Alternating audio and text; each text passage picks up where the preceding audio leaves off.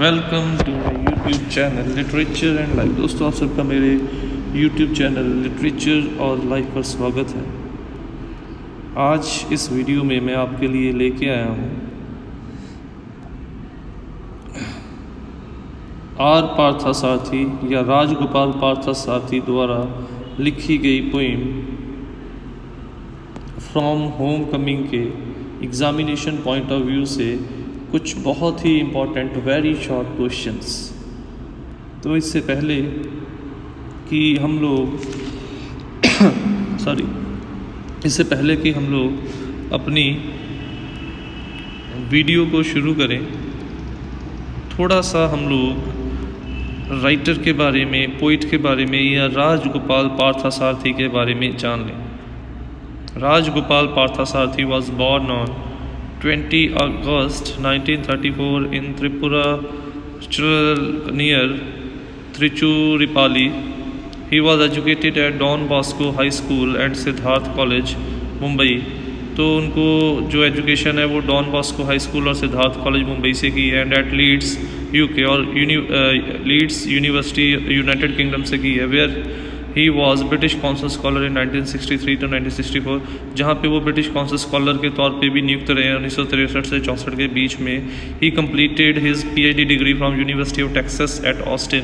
उन्होंने अपनी PhD doctorate की डिग्री जो है वो यूनिवर्सिटी ऑफ टेक्सास से कंप्लीट की 1987 के अंदर। He was lecturer in English literature in Mumbai for 10 years before joining Oxford University Press in 1971 as regional editor in Chennai. उन्होंने 10 साल तक मुंबई में इंग्लिश के लेक्चरार के तौर पे काम किया। उसके बाद उन्होंने ऑक्सफोर्ड यूनिवर्सिटी प्रेस को 1971 में एज एडिटर ज्वाइन कर लिया। He move to New Delhi in 1978। He is associate professor of English and Asian studies at Skidmore college in Saratoga Springs, New York, United State. उसके बाद वो एसोसिएट प्रोफेसर भी रहे English के Asian study at Skidmore college, New York में। His works include poetry from Leeds in 1968। उनके important works हैं poetry from Leeds जो कि 1968 में पब्लिश हुआ। Rough passage published bye Oxford University press, rough passage जिससे कि ये प्रेजेंट पोइम भी ली गई है, 1977 में ये पब्लिश हुए।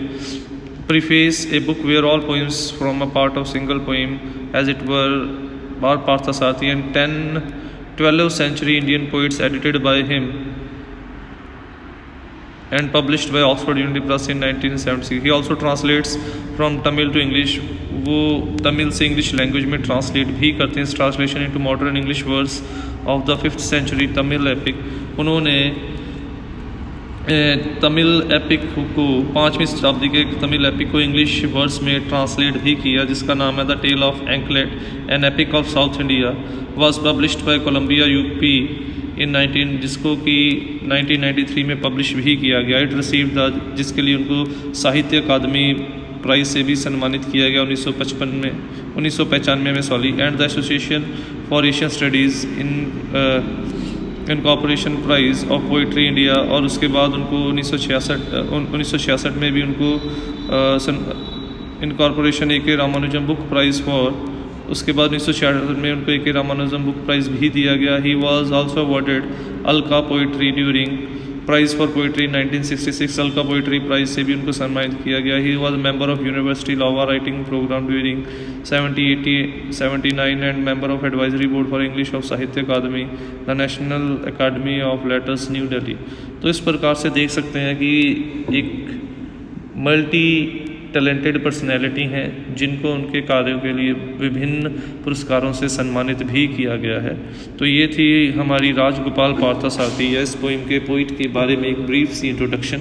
Now let's move on to our main topic, that is R Parthasarathy's from home Cummings.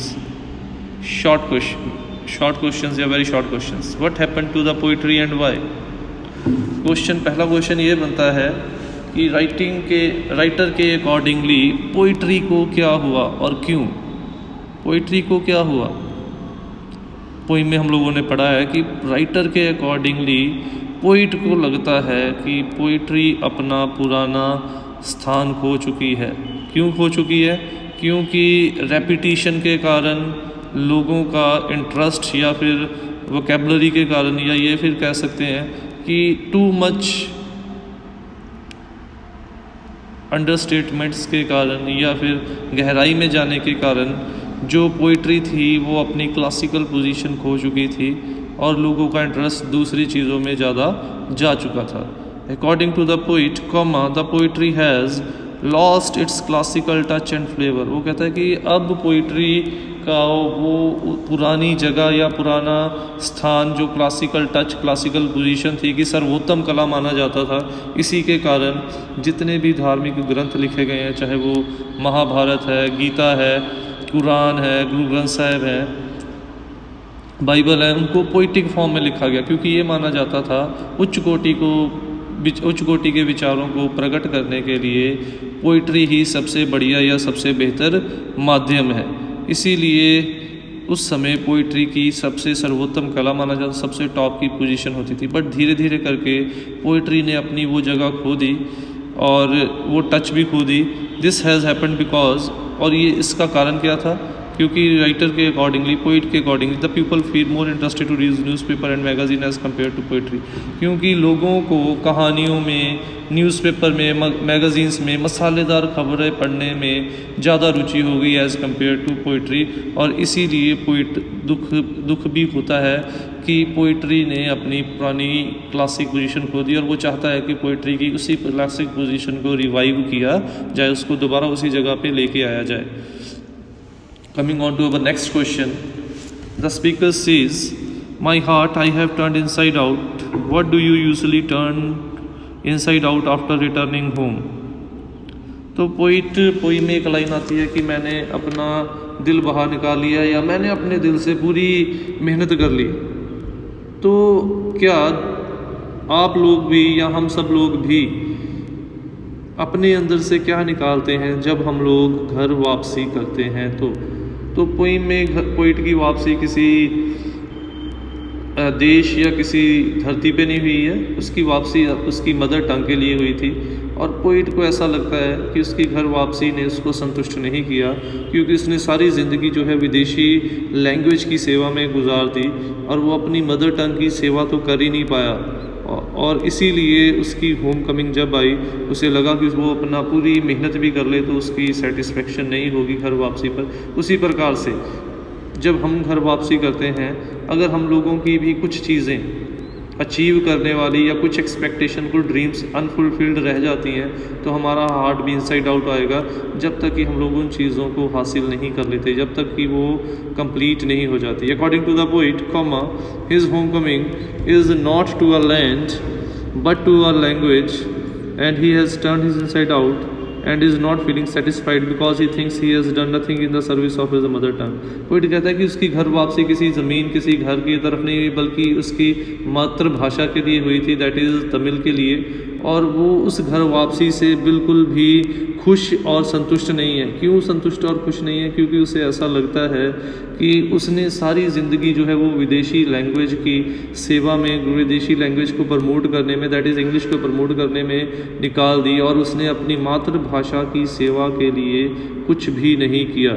Similarly we shall turn inside out after reaching home when we shall think about things which we have yet not achieved। उसी प्रकार से हमारा भी वही हाल होगा जब हम लोग घर वापसी करेंगे, हमारा दिल भी इनसाइड आउट रहेगा जब तक उन चीज़ों के लिए, उन ख्यालों के लिए जो चीज़ें अभी तक हम लोगों ने हासिल नहीं की है।